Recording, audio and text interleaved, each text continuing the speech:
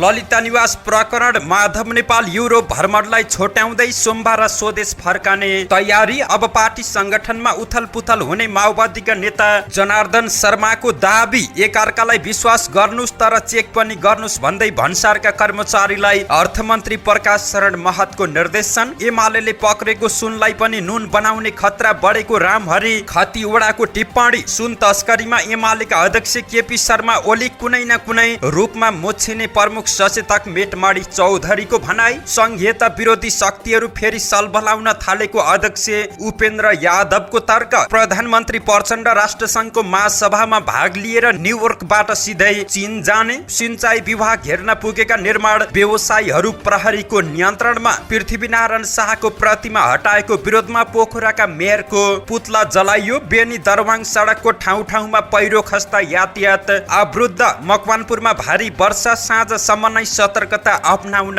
आग्रह। पहिरोले उत्तरी गोर्खाको झोङ गाउँका 10 घर परे जोखिममा। 5 दिनपछि एकतर्फी खुलाइयो भीमदत्त राजमार्ग। जलाउँदै गरेको सब बाढीले बगाउँदा मलामीको भागभाग। मुगलिन पोखरा सडक विस्तार गरिँदै दमौलीमा घर भत्काइने। किशोरीको शव भेटिएको 7 दिनमा माण्डु हाइड्रोमा एक पुरुष फेरि मृत भेटिए। मकवानपुरमा करेन्ट लागेर एकजनाको ज्यान गयो। कक्षा 12 को नतिजा प्रकाशनको अन्तिम तयारी। रोनाल्डोको 2 गोलमा अल नासर अरब क्लब कपको च्याम्पियन। दर्शक महानुभाव नमस्कार, नेपाल पोस्टको बुलेटिन न्युजमा यहाँलाई हार्दिक स्वागत छ। आज साउन 28 गते आइतबार। विशेष गरी देशको पछिल्लो राजनीतिक अवस्था के कस्तो रहेको छ त पछिल्लो क्रममा परिरहेको अविरल वर्षाले पारेको असर, बाढी पहिरो अपडेट लगायत स्वास्थ्य सम्बन्धी जानकारी, खेल खबर आज दिनैभरि कहाँ के भयो के हुँदैछ त सम्पूर्ण जानकारीहरू लिएर यहाँ सामु उपस्थित भएका छौँ। सकेसम्म दिनैभरिका अपडेटलाई समेट्ने कोसिस गर्नेछौँ। समाचार समय अवधिसम्म हामी सँगै रहनुहोला। समाचार सुरु गरौँ। ललिता निवास प्रकरण माधव नेपाल युरोपको भ्रमणलाई छोटाएर भोलि सोमबार स्वदेश फर्कने प्रसङ्गबाट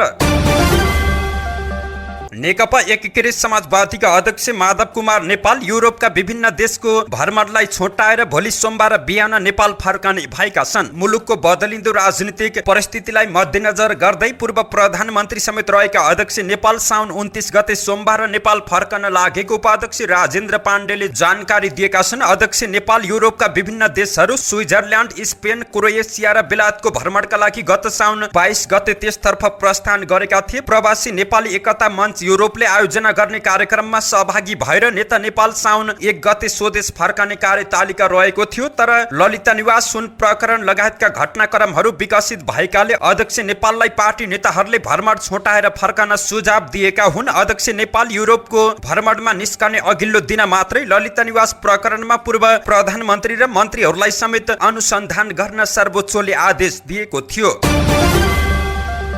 सत्तारूढ दल नेकपा माओवादी केन्द्रका उपमहासचिव एवं बागमती प्रदेश इन्चार्ज जनार्दन शर्माले पार्टी संगठनमा उथलपुथल हुने खुलासा गरेका छन्। माओवादी केन्द्रमा मत खसालेर नेतृत्व चुन्ने अभ्यास प्रारम्भ हुने र त्यसले पार्टी संगठनमा उथलपुथल ल्याउने उनले खुलासा गरेका छन्। कार्यकारी पदमा मतदानबाट चुनिएर नेता हुने बताउँदै सबैलाई चुनावमा उठ्न अवसर प्राप्त हुने र अत्याधिक मत ल्याउने क्रमागत उम्मेद्वारहरू निर्वाचन हुने पनि नेता शर्माले जानकारी दिएका छन्। त्यसपछिका केही निश्चित उम्मेद्वार क्रमशः वैकल्पिक नेता बन्ने समेत उनले दाबी गरेका छन्। अर्थमन्त्री डाक्टर प्रकाश शरण महतले भन्सारका कर्मचारीहरूलाई एकअर्कालाई विश्वास गर्दै निगरानी गर्न पनि निर्देशन दिएका छन्। भन्सार विभागले आज आयोजना गरेको भन्सार व्यवस्थापन गोष्ठीलाई सम्बोधन गर्दै उनले सो निर्देशन दिएका हुन्। उच्च मनोबलका साथ काम गर्न भन्सारका कर्मचारीलाई निर्देशन दिँदै मन्त्री महतले भन्सार कार्यालयको स्तर वृद्धि र कर्मचारीहरूको क्षमता वृद्धिका लागि सरकारले पूरा सहयोग गर्ने बताएका छन्। भन्सार छली र अवैधानिक काम नहोस् भन्नेमा सतर्क रहन पनि उनले निर्देशन दिएका छन्। नेपाली कांग्रेसका नेता एवं सांसद रामहरि खतिवडाले सत्ता पक्षबाट संसद अवरोध भएको आरोप लगाउनु हास्यास्पद भएको टिप्पणी गरेका छन्। एमालेका सांसदहरू असंसदीय भाषा बोल्नुहुन्छ, उच्च स्तरीय छानबिन समितिमा को मान्छे कहाँबाट ल्याउने, यिनै प्रहरी न्यायालयका मानिस होइनन् र एमाले आयोग बनाउने, बहुमत र अल्पमत रिपोर्ट बनाउने अनि यसलाई फासफुस बनाउने खेलमा लागेको शंका रहेको छ। उसले जहिले पनि सुन मात्र भनेको छ। लम्पी स्किन, डेंगू, बाढी पहिरो, महँगी, किसानका पीडाका कुराहरू रहेको छैन। एमालेले त पक्रेको सुनलाई पनि नुन बनाउने खतरा बढेको छ। नेकपा एमालेका अध्यक्ष केपी शर्मा ओली प्रधानमन्त्री हुँदा 4 वर्षसम्म 1 तोला सुन पनि नसमातिएको आरोप लगाएका छन्। प्रमुख प्रतिपक्ष नेकपा एमालेले आफ्नो अपराध ढाकछोप गर्न उच्च स्तरीय छानबिन समितिको माग राखेको आरोप नेकपा एकीकृत समाजवादीका प्रमुख सचेतक मेटमणि चौधरीले लगाएका छन्। पत्रकारसँगको कुराकानीमा उनले केन्द्रीय अनुसन्धान ब्युरो सीआईबीलाई छानबिन गर्ने नदिनु अत्यन्त गलत भएको दाबी गरेका छन्। यतिखेर उच्च स्तरीय छानबिन समिति गठन गर्दा सीआईबी मोरल्ली डाउन हुन्छ, उसको स्पिरिट डाइभर्ट हुन्छ, अपराधीको नजिक पुग्न लाग्दा झन् टाढिने सम्भावना हुन्छ। उच्च स्तरीय छानबिन समितिले रिपोर्ट तयार पार्दा पनि सीआईबीकै सहयोग लिनुपर्छ। नेकपा एमालेले राजनीतिक स्वार्थ पूर्तिका निम्ति उच्च स्तरीय छानबिन समितिको माग उठाएर संसद अवरोध गरिरहेको पनि चौधरीको आरोप रहेको छ।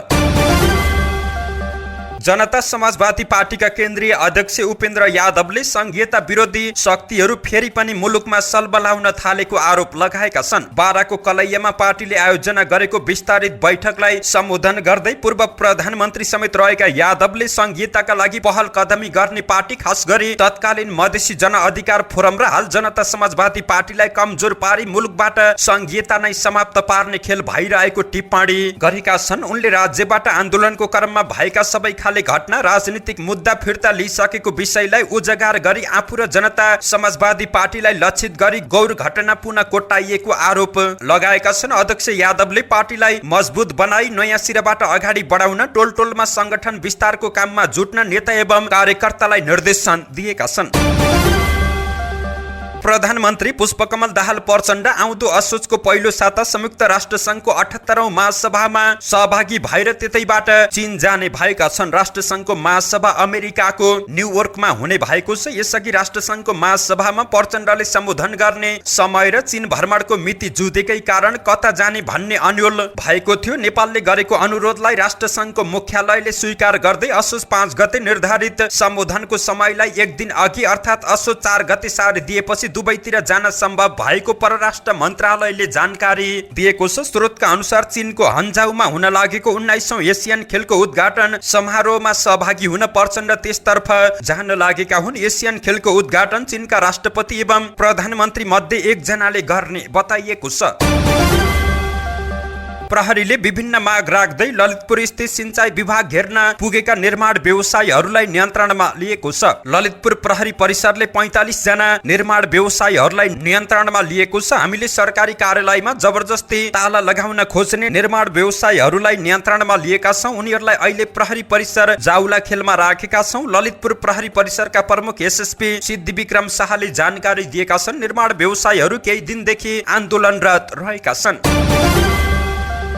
पोखराको पृथ्वी चोकमा रहेको पृथ्वीनारायण शाहको प्रतिमा हटाएको विरोधमा राष्ट्रिय प्रजातन्त्र पार्टीले पोखरा महानगरपालिकाका मेयर धनराज आचार्यको पुतला दहन गरेको छ। मेयर आचार्यको निर्देशनमा उक्त प्रतिमा हटाइएको भन्दै रापरपाको कास्की जिल्ला समितिले पुतला जलाएको छ। आदिवासी दिवसका अवसरमा बिहिबार साँझ पृथ्वीनारायण शाहको शालिगसँगै राखिएको प्रतिमा हटाइएपछि शालिगको विवाद सुरु भएको थियो। आदिवासी जनजाति दिवसको दिन प्रतिमा हटाइएको पाइएपछि रापरपाले पृथ्वी चोकमा लखन थापाको शालिगसँगै पृथ्वीनारायण शाहको प्रतिमा राखेको थियो। महानगरले प्रतिमा हटाउने जानकारी पाएपछि रापरपा गण्डकी प्रदेश अध्यक्ष तथा प्रदेश सभा सदस्य पञ्चराम गुरुङ सहित कास्कीका रापरपाका नेता कार्यकर्ता पृथ्वी चोकमा बसेर धरना दिएका थिए, तर उनीहरू फर्केपछि मध्यराती महानगरले प्रतिमा हटाएको थियो। पोखराका मेयर धनराज आचार्यले देश एकीकरण गर्ने राष्ट्र निर्मातालाई अपमान गर्ने काम गरेको रापरपा कास्कीका अध्यक्ष नारायण गुरुङले जानकारी दिएका छन्। पृथ्वी चोकमा पृथ्वीनारायण शाहकै शालिग हुनुपर्ने उनको माग रहेको छ।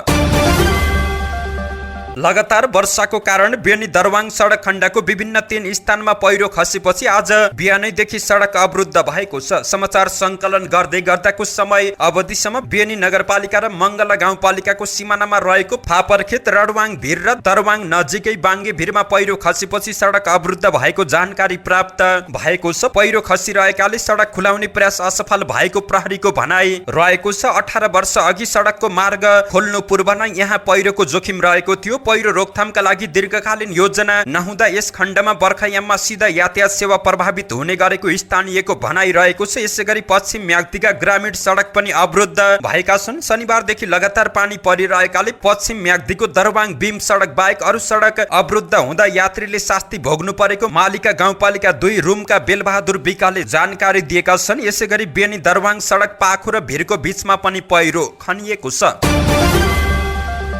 मकवानपुरमा आज बिहानदेखि नै भारी वर्षा मापन गरिएको छ। समाचार संकलन गर्दै गर्दाको पछिल्लो 3 घण्टामा मकवानपुर गढी हेटौडामा वर्षा मापन केन्द्र र आसपासका क्षेत्रमा भारी वर्षा मापन भएको जल तथा मौसम विज्ञान विभागले जानकारी दिएको छ। सो क्षेत्र भई बहने कर्रा समरी लगायत खोलाहरूमा बहाव बढ्ने र आकस्मिक बाढी आउन सक्ने सम्भावना रहेको छ। तटीय क्षेत्र तथा डुबान भइरहने होचा भूभागमा साँझसम्म नै सतर्कता अपनाउन विभागले अनुरोध गरेको छ। केही दिनदेखि लगातार परेको अविरल वर्षाका कारण माथिबाट झरेको पहिरोले उत्तरी गोर्खाको चुमनुब्री गाउँपालिका 7 छेकम्पार स्थित झोङ गाउँका 10 घर जोखिममा परेका छन्। चुमनुब्री गाउँपालिकाका अध्यक्ष निमा लामाले पहिरो झरेपछि झोङ गाउँका 10 घर जोखिममा परेको जानकारी दिएका छन्। पहिरोसँगै आएको ढुङ्गा सहितको लेदो घरमा पसेर क्षति पुर्याएको उनको भनाइ रहेको छ। पहिरो रोकथामका लागि गाउँपालिकाले आवश्यक पहल गरिरहेको छ। थप क्षति हुन नदिन र जोखिममा परेका घर जोगाउनका लागि ग्याबियन तार जाली हाल्ने तयारी भइरहेको अध्यक्ष लामाले जानकारी दिएका छन्। प्रहरी र जनप्रतिनिधिको टोली पहिरो प्रभावित क्षेत्रमा पुगेर स्थलगत अवलोकन गरी जोखिमको अवस्थाका बारेमा समेत जानकारी लिइसकेको जानकारी प्राप्त भएको छ। सुदूरपश्चिम प्रदेशका पहाडी 7 जिल्ला जोड्ने भीमदत्त राजमार्ग 5 दिनको प्रयासपछि एकतर्फी सञ्चालनमा आएको छ। दोहोरो यातायात सञ्चालन हुन अझै समय लाग्ने सडक डिभिजन कार्यालय महेन्द्रनगरका सूचना अधिकारी इन्जिनियर पीयूष चटौतले जानकारी दिएका छन्। अविरल वर्षापछि आएको बाढी र पहिरोका कारण भीमदत्त राजमार्ग अन्तर्गत पर्ने कैलालीको गोदावरी नगरपालिका 4 बुढीतोला सडक खण्ड 5 दिनदेखि अवरुद्ध रहेको थियो। सडक एकतर्फी सञ्चालन भए पनि दोहोरो यातायात भने यो बर्खायाममा खुलाउन कठिनै हुने उनले जानकारी दिएका छन्। मोरङमा जलाउँदै गरेको शव खोलाले बगाएको छ। बेलबारी नगरपालिका 3 का मेघराज कोइरालाकी आमा लीलामाया कोइरालाको शव अन्तिम दाह संस्कार गर्दै गर्दा खोलामा आएको बाढीले बगाएको छ। लोहान्द्रा खोलामा जलाउँदै गरेको शव बाढीले बगाएको कोइरालाका छिमेकी समेत रहेका बेलबारी जेसिसका अध्यक्ष विपिन आचार्यले जानकारी दिएका छन्। दागबत्ती दिएर जलाउने क्रममा खोलामा आएको बाढीले शव बगाएपछि मलामीको समेत भागभाग भएको छ। उनका अनुसार खोलाले बगाएको शव पुनः खोजेर गाडिएको थियो। प्रहरी र स्थानीयले सब खोजेर आफन्तलाई जिम्मा लगाएका थिए। पृथ्वी राजमार्गको मोगलिन पोखरा सडक विस्तार योजना अन्तर्गत मुख्य बजारमा घर टहरा भत्काउने तयारी गरिएको छ। मोगलिन पोखरा सडक योजना पूर्वी खण्डले दमौली बजारमा घर टहरा भत्काउने तयारी गरेको छ। यस अगाडि मुख्य बजार भन्दा बाहेकका ठाउँमा घर टहरा हटाइएकोमा अब मुख्य बजारमा काम हुने योजना प्रमुख नरेन्द्र सुवेदीले जानकारी दिएका छन्। उनले भने बजार क्षेत्रमा धुलो नउडोस् भन्नका लागि बजार क्षेत्रमा घर टहरा भत्काउन हतार नगरिएको हो। दमौली बजारको घर टहराको क्षतिपूर्ति मुआब्जाको निर्धारण पनि हालै मात्र भयो। अब धमाधम काम अगाडि बढ्छ। आयोजना प्रमुख सुवेदीका अनुसार दमौली बजारका घर टहराको क्षतिपूर्तिको मूल्याङ्कन हालै मात्र भएको छ। दमौली बजारमा केही असन्तुष्टि भएकाले सरकारवालाको छलफलपछि त्यसलाई समाधान गरिने उनको भनाइ रहेको छ। मकवानपुरको भीमफेदी गाउँपालिका 8 मान्डु स्थित मान्डु हाइड्रो पावरमा एकजना पुरुषको शव भेटिएको छ। आज बिहान अपरिचित पुरुषको शव फेला परेको जानकारी प्राप्त भएको छ। जिल्ला प्रहरी कार्यालय मकवानपुरका डीएसपी टेक बहादुर कार्कीका अनुसार इलाका प्रहरी कार्यालय भीमफेदीको टोली घटनास्थलतर्फ गएको छ। गएको साउन 21 गते पनि सोही हाइड्रो पावरमा अन्दाजी 17 वर्षीय किशोरीको शव भेटिएको थियो। उनको पनि अहिलेसम्म नामथर नखुलेको बताइएको छ। मकवानपुरको बकैया गाउँपालिका 5 श्रीपुरमा करेन्ट लागेर एकजनाको मृत्यु भएको छ। मृत्यु हुनेमा 52 वर्षीय वीरबहादुर परियार रहेका छन्। आफ्नै घरमा पंखा जोड्ने क्रममा शनिबार करेन्ट लागेर उनी घाइते भएका थिए। उनको उपचारको क्रममा हेटौडा अस्पतालमा मृत्यु भएको जिल्ला प्रहरी कार्यालय हेटौडाले जानकारी दिएको छ। राष्ट्रिय परीक्षा बोर्डले कक्षा 12 को नतिजा प्रकाशनको अन्तिम तयारी गरेको छ। उत्तर पुस्तिका परीक्षण सकेर कम्प्युटरमा डाटा इन्ट्री गराउने काम पनि अन्तिम चरणमा पुगेको छ। सम्पूर्ण कार्य सकेर अब प्राविधिक टिमसँग छलफल गरेर नतिजा प्रकाशन बारे निर्णय गरिने बोर्डका अध्यक्ष डाक्टर महाशरम शर्माले जानकारी दिएका छन्। लगभग सबै कुरा सकिएको छ, अब टेक्निकल कुरा बाँकी रहेको छ। टेक्निकल कुरा हेरेर निर्णय गर्छौं। शैक्षिक क्यालेन्डरमा यो महिनाको अन्तिम भित्रमा नतिजा प्रकाशन गर्ने भन्ने पनि रहेको छ। त्यही भएर यो महिना भरिमा हामीले नतिजा निकाल्छौं। प्राविधिक टिमसँग सल्लाह गरेर कुनै समस्या नआउने यकिन भएको खण्डमा बोर्ड बैठक बसेर नतिजा प्रकाशन बारे निर्णय गरिने अध्यक्ष शर्माले जानकारी दिएका छन्। गत वैशाख 26 देखि जेठ 5 गतेसम्म लिएको परीक्षामा 4,67,389 जनाले परीक्षा दिएका थिए, जसमा 56,000 विद्यार्थीले ग्रेड वृद्धिका लागि परीक्षामा सहभागी भएका थिए। कप्तान क्रिस्टियानो रोनाल्डोको 2 गोलमा अल नासर अरब क्लब कपको च्याम्पियन भएको छ। फाइनलमा अल नासरले अल हिलाललाई 2-1 गोलले हराउँदै उपाधि जितेको थियो। हिलालका लागि माइकलले खेलको 51औं मिनेटमा गोल गरेपछि नासर पछाडि परेको थियो, तर रोनाल्डोले 74औं मिनेटमा बराबरी गोल फर्काए। निर्धारित समयमा बराबरी भएपछि खेल अतिरिक्त समयमा पुगेको थियो। खेलको 98औं मिनेटमा रोनाल्डोले गरेको गोल नै उपाधिका लागि निर्णायक भएको हो। यो सँगै रोनाल्डोले नासरमा पहिलो उपाधि जितेका छन्। धन्यवाद। यस्तै ताजा समाचारको लागि नेपाल पोस्ट हेर्दै गर्नुहोला।